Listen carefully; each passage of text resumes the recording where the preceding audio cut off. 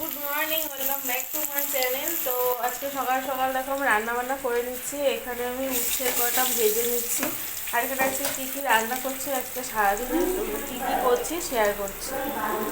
এখানে দেখো এখানে অনেক আমি ভোলা এগুলো ভোলা মাছগুলো মাছ ভাজা বলেছি, হয়ে এগুলো গেছে। ভোলা এখানে মাছ ভোলা না, সরি মাছগুলোকে আমি গাইস, ভেজে এগুলো নিয়েছি। বোয়াল মাছ। এখানে চিংড়ি মাছগুলো নুন হলুদে মেখে রেখেছি, এবার চিংড়ি মাছগুলোকেও ভেজে নেব।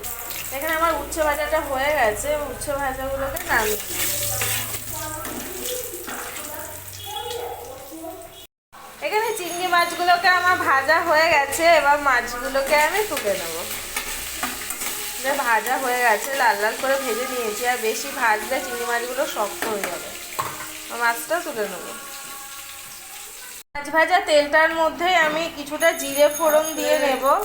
তেলটাও গরম হয়ে গেছে, কিছুটা জিরে ফোড়ন দিয়ে নিলাম। আর এর মধ্যে দেব আমি আদা আর টমেটো পেস্ট, একটু আদা টমেটো পেস্ট করে নিয়েছিলাম। এখানে আমি দিয়ে দিলাম একটু নুন দিয়ে এবার মশলাটা ভালো করে কষিয়ে নেব।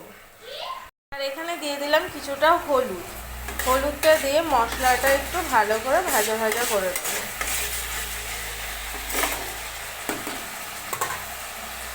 মশলাটা এখানে আমার ভাজা হয়ে গেছে আর সুন্দর তেলও ছেড়ে দিয়েছে। এবার এই মশলাটার মধ্যে আমি কিছুটা আলু আর গাজর, সিম এগুলো আমি হালকা করে একটু সেদ্ধ করে নিয়েছিলাম। সেদ্ধ করে এবার মশলাটার সাথে এটা আমি ভালো করে ভাজা ভাজা করে নেবো। আমি আলাদা করে আর আলুটা ভাজিনি, যেহেতু সেদ্ধ করে নিয়েছি, মশলাটার সাথে ভালো করে ভেজে নেব।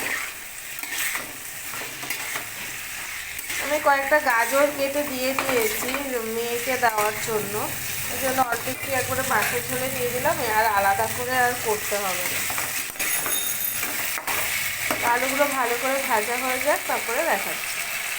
যেহেতু ঝোলেতে আমি কোনো লঙ্কা বাটা বা লঙ্কা গুঁড়ো ইউজ করছি না, তার জন্য এখানে দিয়ে দিলাম গোটা কয়েকটা কাঁচা লঙ্কা। যেহেতু একবারে বাচ্চা তরকারি, আমি এটাই ওকে খাওয়াই, এর জন্য আমি আর এক্সট্রা করে লঙ্কা কোনো অ্যাড করছি না। আমাদের জন্য এই লঙ্কা গোটা গোটা সেদ্ধ দিয়ে দিলাম। এবার আলুগুলো সিমগুলো ভালো করে খুব ভালো করে মশলাটার সাথে ভাজা ভাজা হয়ে যাবে। এখানে মশলাটার সাথে আমার ভালো করে আলু সিমগুলো ভাজা হয়ে গেছে আর সুন্দরভাবে তেলও ছেড়ে দিয়েছে। এবার এর মধ্যে দিয়ে দেবো কিছুটা জিরে ধনে গুঁড়ো। এটা দিয়ে এবার মশলাটার সাথে আবারও একটু ভালো করে কষিয়ে নেব।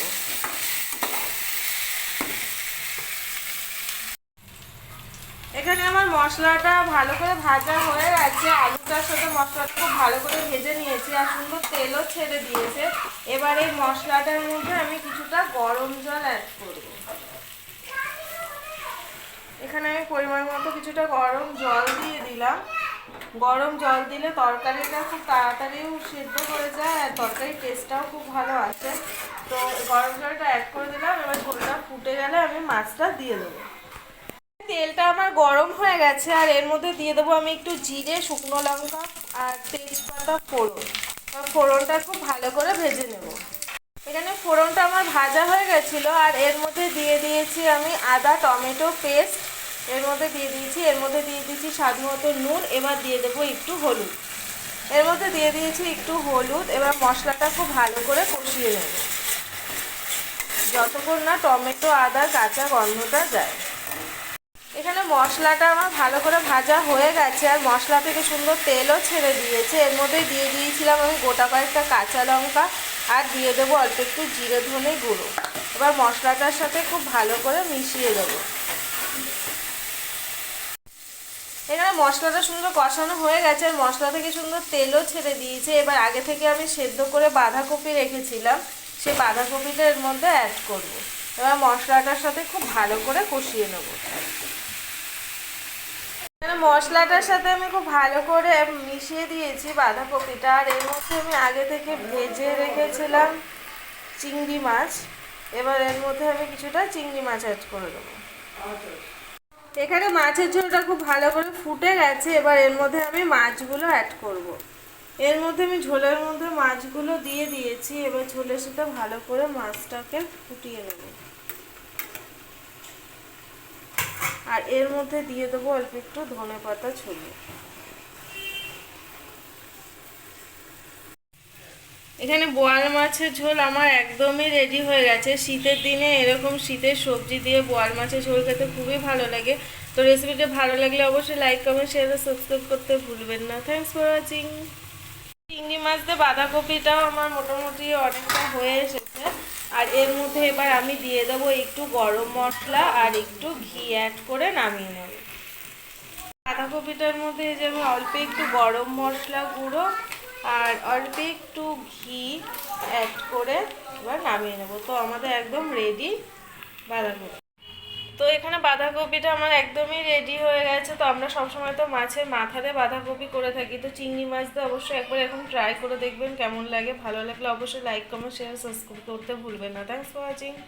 আমার রান্না একদম কমপ্লিট হয়ে গেছে। এখানে আমার বোয়াল মাছটাও একদম রেডি হয়ে গেছে। এখানে আমার বাঁধাকপিটাও চিংড়ি মাছ দিয়ে একদম রেডি হয়ে গেছে। তো আজকে মোটামুটি মেনু উচ্ছে ভাজা, বাঁধাকপি, চিংড়ি মাছ দিয়ে আর সিম, আলু, তারপরে কি দিলাম গাজর, এগুলো সব কিছু দিয়ে সবজি দিয়ে একটু বোয়াল মাছের পাতলা ঝোল করে নিয়েছি। আর এদিকে অল্প একটু পালং শাকও আছে। তো এটা দিয়ে আমাদের আজকে হয়ে যাবে। তো আজকে মেনু। তো চলো এরপরে কি কি করছি তোমাদের সাথে পরে শেয়ার করছি। মিষ্টু তুমি কি করছো? স্নান করতে হবে তো। স্নান করতে হবে তো, তো ইংলিশ কথা আমি বুঝি না। চলো এবার স্নান করে নাও, স্নান করে খেতে হবে, তাই না? চলো। হ্যাঁ ঘুরতে যাবো তো আমরা, তুমি তাড়াতাড়ি স্নান করে নাও। চলো চলো চলো তাড়াতাড়ি স্নান করতে।